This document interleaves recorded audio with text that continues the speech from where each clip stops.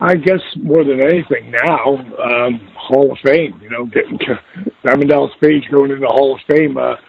If you would have looked at where my career started, I tried wrestling when I was 22, and it didn't work out for me.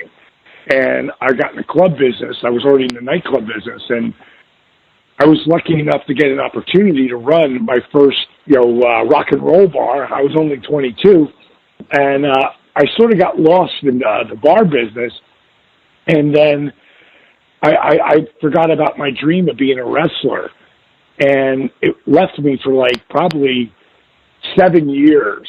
And then when I was 30 at the time, and I just started thinking about it. I started watching again.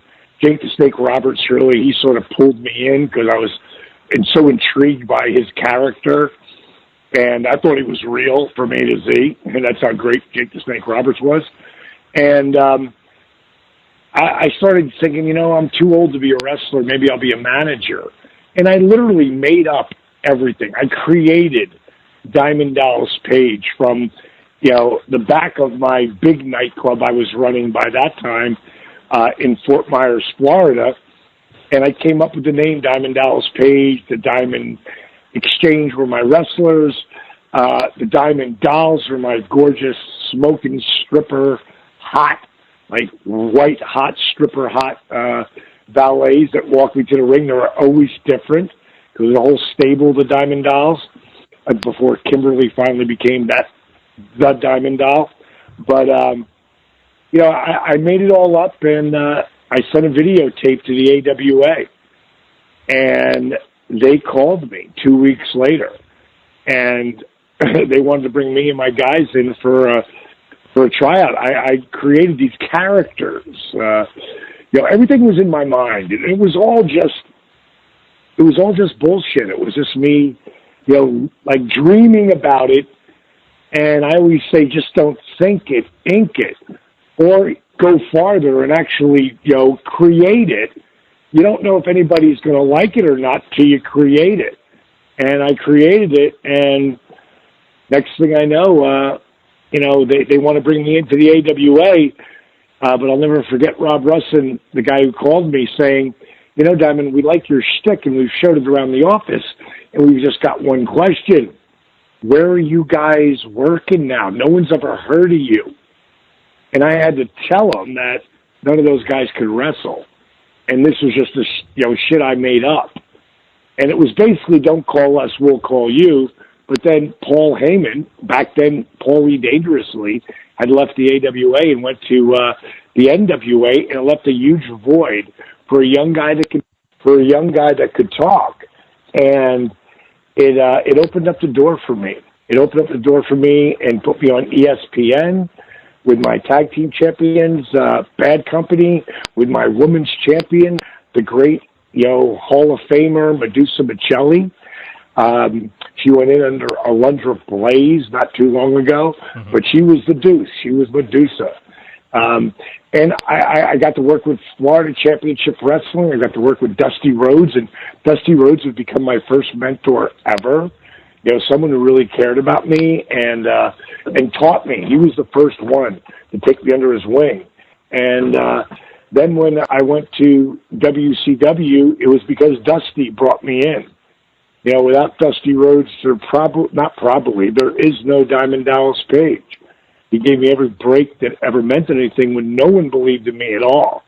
He believed in me, and but not as a wrestler, as an entertainer, as a promoter, as an agent, as a producer.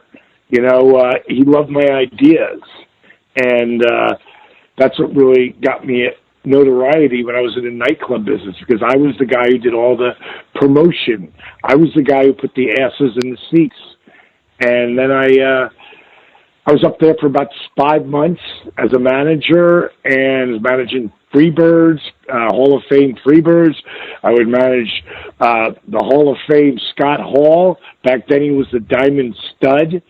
So if you really look at my career, I've been surrounded by either Hall of Famers or future Hall of Famers. I was lucky enough to create real lifelong relationships with the biggest names in our business. And the one thing that they did, they appreciated my work ethic.